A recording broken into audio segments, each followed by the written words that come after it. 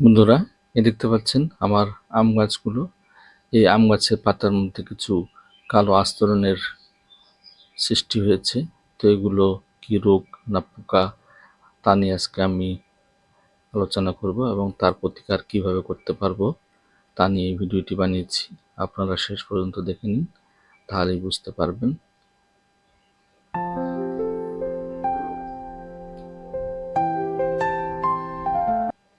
বন্ধুরা, সবাইকে স্বাগতম জানাই মুশফিক অর্গানিক গার্ডেনে।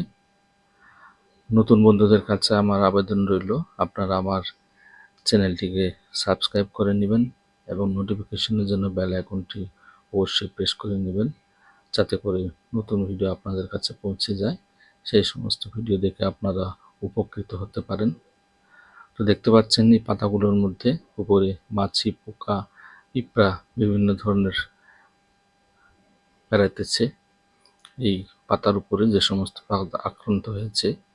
তো এই কালো আস্তরণটি কি তা নিয়ে আজকে আমি এই ভিডিওটি বানিয়েছি এবং আমরা এর প্রতিকার কিভাবে করতে পারবো। তো বন্ধুরা, এই কালো আস্তরণ হওয়ার কারণ, এই কালো আস্তরণটি সরাসরি কোনো রোগ নয়, বরং এটি কিছু পোকার আক্রমণ, যেমন ম্যাঙ্গো হপার, মিলিবাগ, জেডিস বা স্কেল পোকার মতো শোষক পোকাগুলো আম গাছের পাতার মধ্যে আক্রমণ করে। তারপর এক ধরনের আঠালো মিষ্টি রস, বা যাকে হানিডিউ বলা হয়, নিঃসরণ করে ছাড়ে। এই মিষ্টি রসের উপর ক্যাপনোডিয়াম নামক ছত্রাক জন্মায়, যা কালক্রমে কালো আস্তরণে পরিণত হয়ে যায়। তো সেই জন্য এই আস্তরণ যদি আমাদের গাছের মধ্যে থাকে, তাহলে আমাদের গাছের মধ্যে ফটোসিনথেসিস, যেটা গাছ খাদ্য বানায়, সেই সিস্টেমকে ব্যাঘাত ঘটাবে।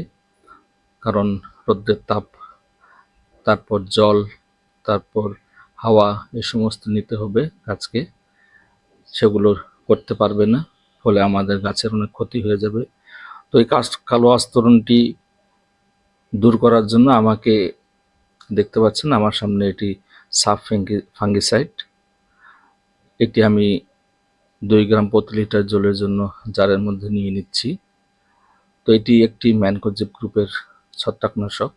তো আপনারা ম্যানকোজেব অথবা কার্বেন্ডাজিম গ্রুপের যে কোনো একটি ছত্রাকনাশক নিতে পারেন। তো এইভাবে জলের মধ্যে মিশিয়ে নিয়ে খুব ভালো করে মিশিয়ে নেবেন, কারণ এগুলো পাউডার, এই ছত্রাকনাশক।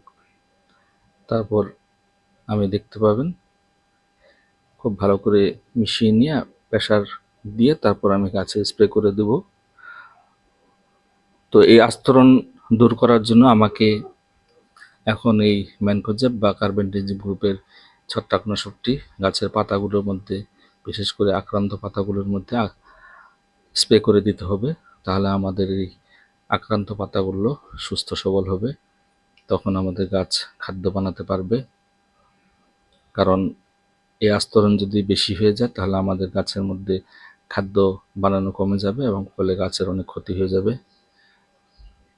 তো বন্ধুরা, আপনারা যদি চান তাহলে নিম তেলও ব্যবহার করতে পারেন। কারণ নিম তেল যদি ব্যবহার করেন, তাহলে কীটনাশক, ছত্রাকনাশক দুটারই কাজ করবে। তখন আর ছত্রাকনাশক বা কীটনাশক আলাদা আলাদা করে ব্যবহার করতে হবে না। দেখতে পাচ্ছেন আমার সব গাছের মধ্যে আমি এই ছত্রাকনাশকটি সাব ফাঙ্গিসাইড দিয়ে দিতেছি। যে সমস্ত আক্রান্ত জায়গা আছে পাতার মধ্যে, সমস্ত পাতার মধ্যে খুব ভালোভাবে দিয়ে দিবেন। এটি আমি পৃথকভাবে স্প্রে করে দিলাম। তারপর দেখতে পাচ্ছেন কনফিডর, এটি ইমিডাক্লোপিড গ্রুপের একটি কীটনাশক। তো আমি এটি 1 ml প্রতি লিটার জলের জন্য নিয়ে নেব। এখানে আমার 2 লিটার জল আছে, আমি 2 ml নিয়ে নেব 2 লিটার জলের জন্য। তো আপনারা ইমিডাক্লোপিড বা যে কোনো সাইপারমেথ্রিন গ্রুপের 10 EC এর আগে আমার ভিডিওতে দেওয়া আছে, কিন্তু আপনারা প্রফেক্স সুপার নেবেন না। প্রফেক্স সুপার না নিয়ে যে কোনো সাইপারমেথ্রিন গ্রুপের অন্য কীটনাশক নিয়ে নেবেন। নিয়ে তারপর আপনারা পৃথকভাবে গাছের মধ্যে স্প্রে করে দিবেন। কারণ ছত্রাক আর কীটনাশক দুইটি আলাদা আলাদাভাবে স্প্রে করে দিবেন।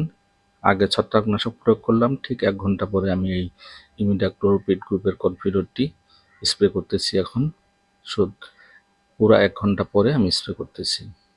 কারণ এটি যদি আমরা স্প্রে করি তখন আমাদের যে ম্যাঙ্গো হপার, মিলিবাগ বা জেডিস পোকা যে সমস্ত আক্রমণ করে, সে আক্রমণ থেকে গাছকে রক্ষা করবে। কারণ এগুলো আক্রমণ করলে তারপরেই এই কালো আস্তরণের সৃষ্টি হয়, কারণ ক্যাপনোডিয়াম ছত্রাকনাশক জন্মায়।